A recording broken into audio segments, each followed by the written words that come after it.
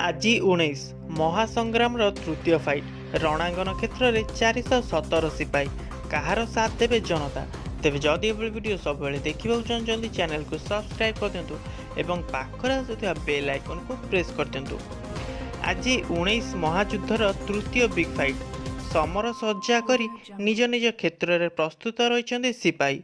जनता जनार्दन का साथ पाइले विजय ध्वजा उड़ाइबे बोली रणनीति प्रस्तुत करिसेंती प्रतिद्वंदी सुप्रीमो।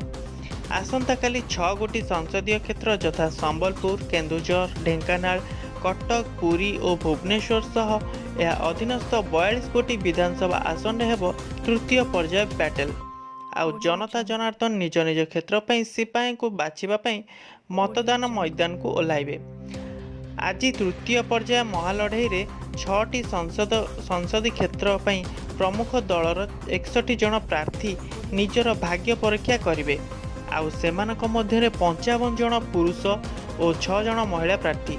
एही निर्वाचन रे 61 जन प्रार्थी मध्यरु 19 जन जातीय दलर, 6 जन राज्य स्तरीय दलर, 27 जन अन्यान्य दलर होइथिबा बेले 9 जन स्वाधीन प्रार्थी निर्वाचन रे प्रतिपक्ष भावे सामना सामनी हेबे। सेही भली संसदीय क्षेत्र को सुरक्षा देबा पई 42टी विधानसभा गढ़ रे सामना सामनी हेबे 356 जन प्रार्थी। आउ सेमानक मध्यरे 318 जन पुरुष, 37 जन महिला और जड़े तृतीय लिंग प्रार्थी अछंती।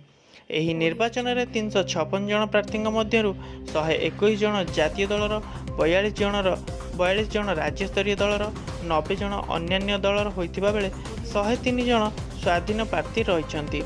अन्यपटे आज तृतीय पर्याय फाइट 10,464 बूथ रे 47,69,030 जन पुरुष भोटर, 40,56,729 जन महिला भोटर एवं 1163 जन तृतीय लिंग भोटर को मिसाई मोट 92,56,922 जन भोटर सेमानंकर मतदान साब्यस्त करेंगे। आउ 2019 कुरुक्षेत्र निज निज अंचल सिपाही को बाछिबे जनता।